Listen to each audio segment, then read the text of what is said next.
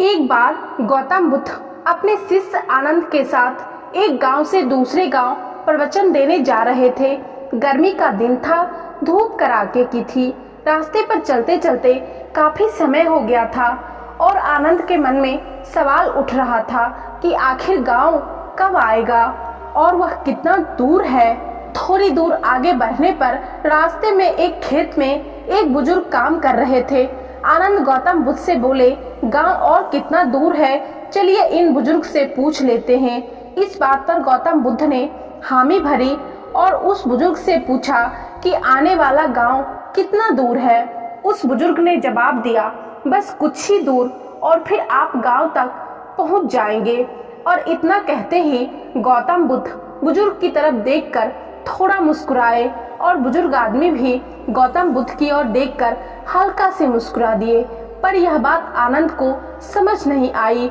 वह समझ नहीं पाया कि उनके मुस्कुराने का कारण क्या है। बस फिर दोनों आगे बढ़ गए और उतनी ही दूरी तय करने के बाद रास्ते में आनंद के मन में सवाल उठ ही रहा था कि उस खेत में काम कर रहे बुजुर्ग के द्वारा बताए गए रास्ते के मुताबिक तो हम गांव पहुंच जाते, पर ऐसा नहीं हुआ।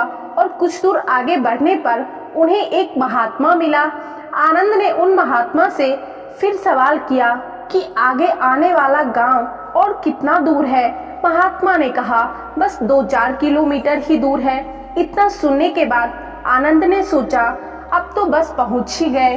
फिर एक बार महात्मा बुद्ध ने राह पर मिले महात्मा को देखकर थोड़ा सा हंसे और महात्मा भी भगवान बुद्ध को देखकर थोड़ा हंसे। फिर एक बार आनंद के दिमाग में सवाल उठने लगा कि आखिर दोनों के आपस में हंसने का वजह क्या है। और ठीक वैसे ही राह में मिली बूढ़ी अम्मा के साथ भी हुई। अब आनंद के सब्र का बांध टूटने लगा और कुछ दूर जाकर आनंद ने अपने कंधे पर उठाए सामान को जमीन पर पटकते हुए कहा, हे भगवान बुद्ध, वैसे तो आप कहते हैं कि बेवजह सवाल करना सही नहीं होता, पर फिर भी मेरे मन को एक सवाल काफी समय से खाए जा रहा है कि हम जिससे भी रास्ता पूछ रहे हैं वह हमें बस थोड़ी दूर कहकर आगे बढ़ा जा रहा है और आप कभी उन्हें देखकर मुस्कुराते हैं तो कभी उन्हें देखकर हंसते हैं। इस चीज को कृपया मुझे समझाइए। और आनंद की बात सुनते ही भगवान बुद्ध ने आनंद से कहा, आनंद, जिस गांव की ओर हम जा रहे हैं इस रास्ते पर मैं पहले भी जा चुका हूँ। यहाँ से गांव की दूरी मुझे पता है और यह बात राह में मिले हर व्यक्ति भी जानते थे। बस इसलिए मैं उन्हें देखकर मुस्कुराता था और वो मुझे देखकर। जिस तरह हम लोगों को उनके लक्ष्य की प्राप्ति के लिए उन्हें उपदेश देते हैं और उन्हें अपने जीवन पथ पर सफलता हेतु निरंतर चलने को प्रेरित करते हैं, बिल्कुल उसी तरह राह में मिले हर व्यक्ति हमें हमारे कार्य पथ पर निरंतर चलते रहने का उपदेश दे रहे थे, निरंतर चलते रहने को प्रेरित कर रहे थे। भगवान बुद्ध की इस बात को सुनकर आनंद मुस्कुरा उठा और गांव की ओर चल दिया। दोस्तों, आप लोग सोच रहे होंगे कि आज मैं ये कहानी आप लोगों के लिए क्यों लेकर आई हूँ।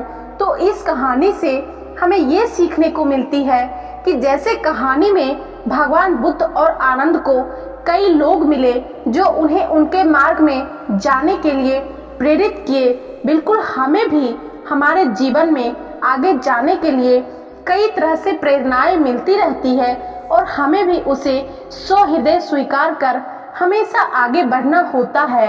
दोस्तों, महात्मा बुद्ध की ये कहानी आप लोगों को कैसी लगी? इस कहानी के बारे में आप क्या सोचते हैं? कमेंट करके जरूर बताइएगा और वीडियो को लाइक जरूर कर दीजिएगा। और यदि आप लोग चैनल पर नए हैं तो चैनल को सब्सक्राइब करके बेल नोटिफिकेशन जरूर प्रेस कर लीजिएगा। मिलते हैं नेक्स्ट वीडियो में, तब तक के लिए धन्यवाद।